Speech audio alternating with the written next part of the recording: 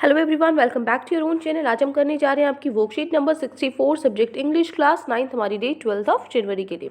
तो चलिए स्टार्ट करते हैं। आज की वर्कशीट में हम अपनी जो पोएम है स्नेक ट्राइंग उसको समझेंगे क्या है उस स्टोरी में, ठीक है, और उस पर बेस कुछ क्वेश्चंस करेंगे। ठीक है, देखो, snakes are thought to be fearsome symbols of death. हम जो स्नेक्स है सांप को कैसे देखते हैं, उसका डर होता है हमें कि हम मर जाएंगे उसके डर से, है ना। लेकिन इस पोयम में the poet WWE Ross has depicted the snake as the victim. लेकिन इस पोयम में जो पोएट है उन्होंने स्नेक को ही विक्टिम मानकर ये लिखा है कि डर हमें नहीं, डर स्नेक को है।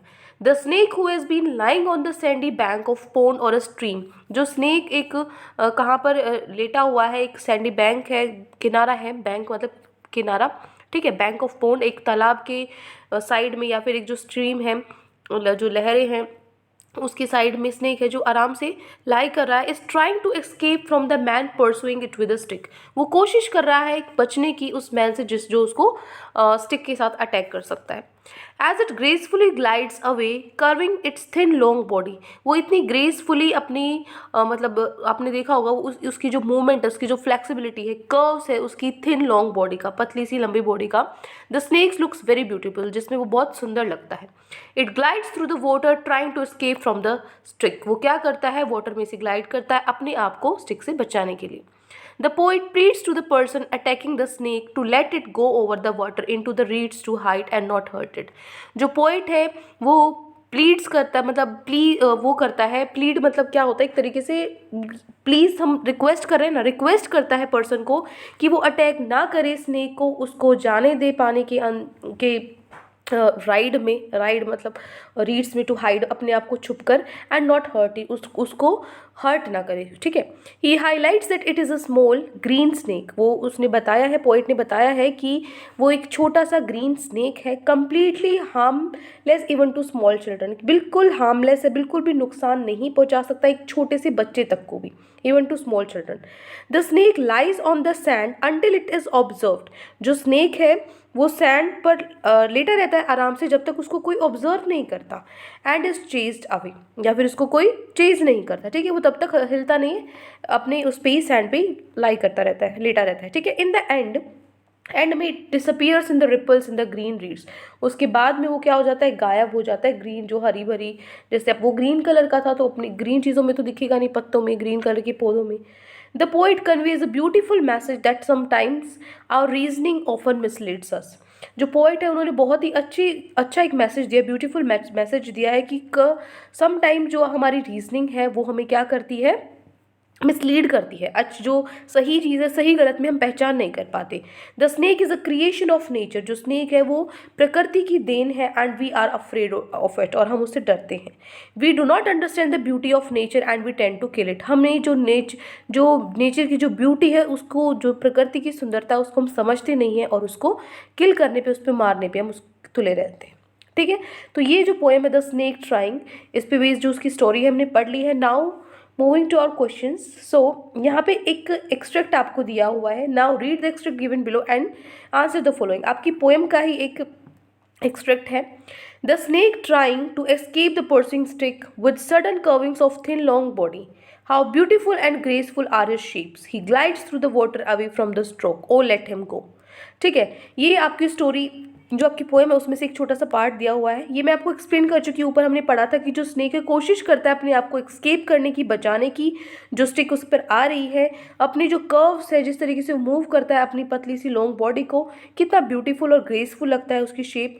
वो क्या करता है, पानी में से क्या करना चाहता है, बहकर छुप कर चला जाना चाहता है। ओ लेट हिम गो, उसको जाने दो, रिक्वेस्ट करता है पोइट, ठीक है। सो पहले जो 3 क्वेश्चन है आपके एमसीक्यूज है, उसके बाद जो आपके 30 to 40 वर्ड्स में आपको लिखने हैं क्वेश्चन आंसर, ठीक है।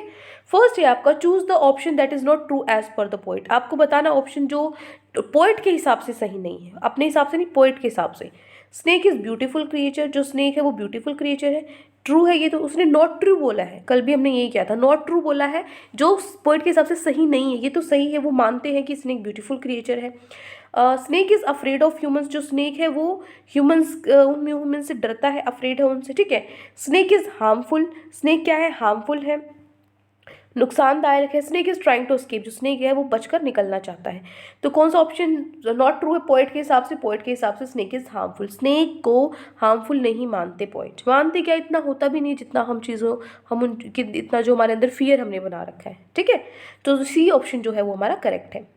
नेक्स्ट है question number 2, the word gliding does not correspond to move smoothly, drift, float और इमर्स।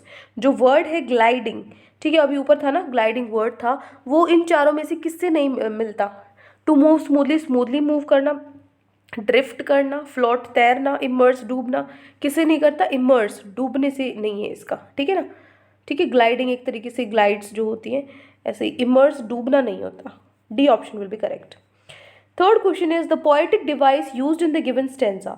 जो पोएटिक डिवाइस जो स्टेंजा में यूज किया है पोएट ने, क्या है? Metaphor, alliteration, personification, repetition. तो क्या होगा? पर्सोनिफिकेशन। पर्सोनिफिकेशन क्या होता है कि अगर हम किसी चीज़ को, अजीवित चीज़ को, ठीक है, जीवित के साथ क्या करें? कंपेयर करें उसको, मतलब कंपेयर नहीं, उसको उसकी भांति देखें। जैसे चांद सा चेहरा, ठीक है, बात चेहरे की, उसको किसके साथ हम जोड़ रहे हैं? सॉरी ये गलत है, मतलब फॉर एग्जाम्पल चांद सा चेहरे में तो लिविंग को हम नॉन लिविंग से कर रहे हैं, जब नॉन लिविंग को लिविंग से करें, ठीक है ना। फॉर एग्जाम्पल मेरे को कोई चीज़ अच्छी लग रही है, और जैसे कोई फॉर एग्जाम्पल कोई बॉल है, उस बॉल को मैं चांद से कंपेयर करूं, उस बॉल को मैं अपने फेस से कंपेयर करूं, ठीक है ना। मतलब किसी भी नॉन लिविंग थिंग को पर्सन से, ठीक है, पर्सन की भांति हम देखते हैं, ह्यूमन बीइंग की भांति हम देखते हैं, वो पर्सोनिफिकेशन होता है। तो सी ऑप्शन हमारा करेक्ट होगा। Clear? Now moving to a question answers. Next question से, ये 3 क्वेश्चन हमें दिए हुए हैं, थर्ड, फोर्थ, फिफ्थ, फटाफट से इनके आंसर हम लिख लेते हैं। थर्ड क्वेश्चन है, answer the following question in 30 to 40 words में आपको सबके आंसर देने हैं। पहला क्वेश्चन है, why is snake considered dangerous? Do you think all snakes are harmful? जो स्नेक है उसको डेंजरस क्यों माना जाता है, खतरनाक क्यों माना जाता है? क्या आप भी ऐसा सोचते हैं कि सारे स्नेक्स हैं जो वो हार्मफुल होते हैं, नुकसानदायक होते हैं? तो देखो, snake is considered a dangerous reptile. जो स्नेक है उसको डेंजरस रेप्टाइल माना जाता है, ठीक है, as their venom is poisonous, क्योंकि जो उनका जहर है वो पॉइजनस होता है, ठीक है ना, जो उनका लिक्विड वो मुंह से निकालते हैं पॉइजनस होता है, जहरीला होता है। If got bitten by one, अगर किसी को उन्होंने काट लिया। All snakes are not harmful, सारे स्नेक्स हार्मफुल नहीं होते, as the green one described in the poem was harmless. जैसे कि पोएम में बताया है, ग्रीन कलर का जो स्नेक था वो एक बच्चे को भी हार्म नहीं पहुंचा सकता, ठीक है। इस तरीके से सारे स्नेक्स हार्मफुल नहीं होते, कुछ ही होते। क्लियर? ये हो गया क्वेश्चन नंबर 3। नेक्स्ट है question number 4, Why does the poet try to convey in the does the poet try to convey in this poem? इस पोएम में जो पोएट है वो क्या बताना चाहता है? The poet says that the snake is harmless. जो पोएट है वो कहते हैं कि जो स्नेक है वो हार्मलेस है, नुकसानदायक नहीं है। People fear snakes and when they see one, जब जो लोग हैं वो डरते हैं सांपों से, and when they see one, जब किसी को देखते हैं, they try to kill it with a stick, वो फटाफट से डंडे से उसको मारने की कोशिश करते हैं। The snake tries to save itself, वो बस अपने आप को बचाने की कोशिश करता है और तैर कर floats away in the water, और पानी के साथ बहकर चला जाना चाहता है, ठीक है। This is question number 4। Now moving to last question, question number 5, how does the poet describe the beauty of the snake? जो पोइट है वो कैसे बताते हैं जो सांप है उसकी सुंदरता को, ब्यूटी है जो स्नेक की उसको कैसे डिस्क्राइब करते हैं? देखो, poet is describe the snake in the poem as beautiful and graceful.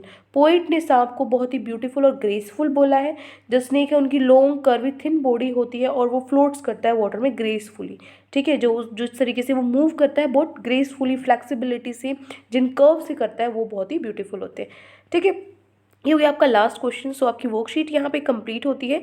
I hope आपको अच्छे से समझ में आ गई है। कोई भी डाउट है किसी भी क्वेश्चन में तो कमेंट सेक्शन में आप मुझसे पूछ सकते हैं, और अगर आपको लेक्चर अच्छा लगे तो चैनल को सब्सक्राइब कर सकते हैं, वीडियो को लाइक कर सकते हैं। आज के लिए इतना ही, मिलते हैं नेक्स्ट वीडियो में। Till then take care, bye bye.